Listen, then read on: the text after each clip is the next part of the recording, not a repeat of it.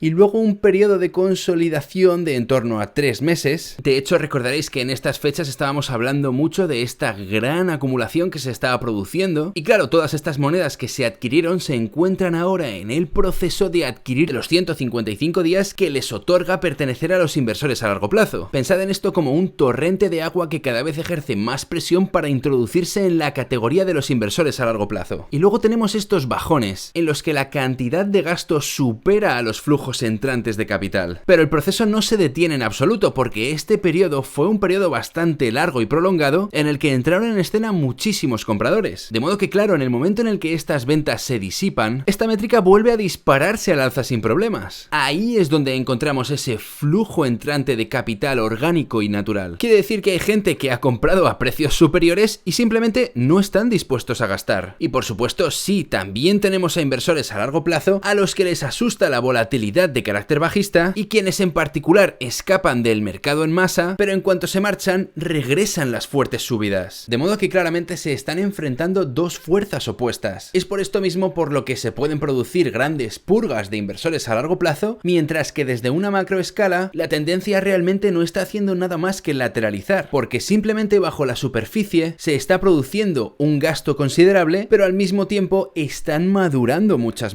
monedas. Son dos fuerzas del mercado que se contraponen y alcanzan cierto grado de equilibrio. Pasemos ahora a hablar de la oferta en manos de los exchanges. Lo que nos importa sobre todo es centrarnos en los últimos par de meses. El último gran periodo de flujo entrante a los exchanges se produjo aquí, en la capitulación de mayo. Son gente que ha entrado en pánico, han visto las caídas y envían de nuevo sus monedas a los exchanges porque quieren escapar cuanto antes. Y sin embargo, lo que hemos vivido ahora ha sido una devaluación del precio de nada menos que el 75%. Pero fijaos cómo lo que ha estado ocurriendo realmente ha sido principalmente retiros netos del mercado. En una escala relativa estamos hablando de unos retiros, de hecho, del porte de la clase de retiros que se estaban produciendo a comienzos de la fase alcista del 2020. Quiere decir que existe muchísima demanda aún en el mercado y especialmente en estos nuevos mínimos del precio. Además es algo que sigue persistiendo en estas últimas semanas. Todo a pesar de la enorme cantidad de gasto que se está produciendo por parte de algunos grupos inversores. Esta es una caída de hecho nada desdeñable. Y sin embargo, la contraparte de la demanda está siendo más que capaz de absorber toda esa oferta. Hagamos un pequeño resumen hasta ahora. Los inversores a largo plazo están principalmente vendiendo, aunque desde una macro perspectiva estamos lateralizando, y los exchanges por su parte claramente están perdiendo capital. Hay muchísimo volumen de Bitcoin que está escapando de los exchanges para ser depositado en carteras frías donde sus inversores ejercen su propia custodia. Y claro, como son componentes de una misma ecuación, tanto el capital que escapa de los inversores a largo plazo como el que está escapando de los exchanges está yendo a parar solamente a un sitio: los inversores a corto plazo. Aquí de hecho tenemos representados a los tres en su conjunto. Los inversores a largo plazo están arriba en azul, que desde una escala macro relativa no hacen más que lateralizar en estos momentos. Las reservas que se almacenan en los exchanges en amarillo están decayendo y, como podéis ver, la oferta en rojo, que pertenece a los inversores a corto plazo, está claramente escalando. De nuevo, esto nos muestra cómo todas esas monedas están migrando hacia las manos de estos inversores a corto plazo. Pero fijaos más concretamente cómo en la historia reciente se produce este enorme salto en la oferta perteneciente a estos inversores a corto plazo. Esto es precisamente en lo que nos vamos a centrar ahora mismo, porque se le está inyectando mucho capital a este conglomerado inversor. ¿Qué es lo que tenemos aquí delante? Ni más ni menos que una capitulación de los inversores a largo plazo. Están entrando en pánico, enviando sus monedas a los exchanges. Por supuesto, como hemos visto, no son todos ellos, porque desde la perspectiva macro seguimos lateralizando, pero sí hay un subgrupo de ellos que, aunque sea una proporción más reducida de ese conglomerado de inversores a largo plazo, es lo suficientemente grande como para alterar la composición de la oferta en circulación. Entonces, claro, aquí se empiezan a juntar varias cosas interesantes. Por un lado vemos que hay una limpieza de inversores a largo plazo, pero al mismo tiempo esas monedas que se están vendiendo las están acumulando otros inversores que las retiran de los exchanges. No solo, por cierto, las monedas que están gastando los inversores a largo plazo, sino que están comprando alguna más, y eso provoca los enormes retiros que hemos visto de los exchanges, porque esa métrica muestra los valores netos, es decir, que todos esos retiros ya tienen descontados los ingresos que se están produciendo. Daros cuenta ahora que con el último gran desplome, los inversores a corto plazo han experimentado el mayor ingreso monetario a sus arcas desde hace mucho tiempo. Entonces, a ver, ¿qué está pasando realmente? Estas son personas que han hecho su aparición en escena en los mínimos absolutos de este mercado y se han dispuesto a comprar todo lo que han podido. Son inversores que no se han podido resistir a precios inferiores a los $20.000 y, aunque en estos momentos sean por supuesto inversores a corto plazo, solo pertenecen a este grupo porque han acumulado sus monedas dentro de los últimos 155 días. Pero paraos a pensar por un momento qué clase de inversor tienes que ser para entrar a comprar como un loco cuando los precios están cayendo literalmente en cascada por debajo de los $20.000. Y por supuesto hacerlo y además retirar esas monedas del exchange. Son un grupo muy relevante para el mercado en estos momentos, especialmente después de un mercado bajista tan prolongado, y más aún si estás de acuerdo conmigo en que el mercado bajista realmente dio comienzo con el desplome de mayo del 2021. Entonces no queda otra: si entras comprando después de vivir toda esta locura de volatilidad, después de que el precio se haya reducido en un 75%, para mí al menos esto quiere decir que todo este amasijo de compras pertenece en realidad a inversores a largo plazo, participantes del mercado con una increíble confianza y convicción en el activo, que están dispuestos a invertir una enorme cantidad de capital en estos mínimos a pesar de todo el caos que se ha estado viviendo actualmente y que probablemente se vaya a seguir viviendo. Así que de nuevo, nuevo, esto es una manera de diseccionar el mercado en esos diferentes grupos de inversores, identificar de manera bastante precisa sus patrones de comportamiento para tener una certeza bastante sólida de quién está vendiendo, en qué orden de magnitud lo está haciendo y como consecuencia cuál es el resultado neto en la reestructuración de Bitcoin como propiedad digital. ¿Y por qué digo que estos inversores son tan importantes a día de hoy? Porque si lo pensáis por un momento, su coste base es muy bajo. Está ahora en torno a los $20.000. Eso quiere decir que ellos son los que en estos momentos se encuentran en una posición financiera mucho más estable. Por supuesto, como el precio siga cayendo abruptamente, eso nos lo tendremos que replantear. Pero al menos sabemos que hay una gran cantidad de participantes que tienen un coste base en torno a los precios actuales y esto podría con bastante facilidad aportar un fuerte soporte para el mercado. Pero ojo, también podría ser un punto de inflexión de ventas masivas. Porque si volvemos a atravesar estos precios de $20.000, muchos de ellos van a querer soltar sus posiciones pensando, oye, esto todavía no ha acabado, así que cuidado. De modo que a medida que avance el tiempo vamos a continuar utilizando estas herramientas para establecer un marco probabilístico y entender con rigurosidad lo que puede pasar en un futuro a corto plazo. Sin duda, de momento sabemos con toda certeza que hay un gran grupo inversor que ha acumulado a estos precios bajos y que desde luego se encuentran en una posición aventajada. No van a estar sujetos a tanto estrés y por tanto es una dinámica que podríamos decir que es bastante positiva y constructiva. Para terminar, quiero regresar brevemente de nuevo a las ondas de acumulación. Y recordad por un momento que las ondas de acumulación estándar denominan estos valores en términos de BTC, mientras que las ondas de acumulación según la capitalización realizada tienen en cuenta el valor en términos de dólares americanos. Y quiero volver a esta gráfica porque encontramos una pequeña divergencia que creo que es importante tener en cuenta para aportar un poco más de contexto a la situación. Fijaos cómo generalmente nos encontramos estos picos. Estos son monedas jóvenes, monedas inquietas de menos de 3 meses. En términos generales representan monedas con un alto valor especulativo. Lo primero que es evidente es que en términos de BTC, estas franjas de edad atraviesan unos enormes picos en medio de una carrera alcista. Se trata de esa transferencia de riqueza y capital de la que hablábamos antes, en la que el dinero inteligente traspasa sus fondos a nuevos compradores que entran atraídos por la euforia y la histeria del momento. Pero ojo, porque también encontramos estos grandes picos en torno a los mínimos del mercado. Son picos que se producen en torno a los eventos de capitulación en el mercado. Sin ir más lejos, aquí encontramos marzo del 2020, un gran repunte. Es un evento de capitulación de libro, en el que la gente rápidamente entra en pánico y simplemente sueltan sus monedas. Monedas que salen de franjas de edad superiores y encuentran su nuevo hogar en estas franjas mucho más jóvenes. Y solo después de esas ventas en pánico, cuando los humos ya se han calmado, empezamos a ver la magnitud de la catástrofe. El primer pico de la era más reciente se produce aquí en diciembre, cuando tuvimos los primeros desplomes. Después, sin embargo, vemos un repunte bastante gradual, un repunte que llevó muchos meses en materializarse, que por supuesto incluye el desplome de Luna y la capitulación por debajo de los $20.000. Se podría considerar como un largo pico de monedas antiguas que se abren paso ante toda la volatilidad bajista desciende a franjas de edad inferiores. Y recordad, estamos hablando de BTC, pero sin embargo, en términos de dólares americanos, mirad qué curioso la manera en que esta métrica empieza y continúa descendiendo. No encontramos el mismo repunte ni de lejos con los desplomes más recientes. ¿Por qué? Porque estos repuntes exagerados solo ocurren típicamente durante las fases alcistas. Es la consecuencia de que monedas adquiridas a precios más baratos se revaloricen cuando se venden a precios mucho más altos. Este que vendió aquí a 4.000 compró adquiriendo monedas con un coste en dólares americanos bastante bajo. Pero sin embargo, cuando transfiere ese valor, cuando vende y mueve sus monedas a $40.000, el valor que está traspasando al siguiente comprador es mucho mayor, un beneficio de nada menos que 10 veces su precio de adquisición. Sin embargo, ¿por qué en el mercado actual, con la severidad de estos desplomes, no estamos realmente viendo que se produzcan estas enormes capitulaciones? Porque para empezar se están revalorizando monedas que se compraron aquí en los $50.000 ahora a 20. Es decir, el traspaso de valor se está produciendo exactamente en la dirección opuesta. Es más, no se está transfiriendo valor, de hecho se está expulsando mucho valor del sistema. Los que compraron en 40.000 ahora solo se están llevando a casa 20.000. Por lo tanto, en términos de riqueza está transitando por el network una cantidad mucho menor. Así que vamos a tener que utilizar las ondas de acumulación tradicionales para ver cómo se producen estas capitulaciones, porque son capitulaciones que no van a aparecer en nuestra métrica denominada en términos de dólares americanos.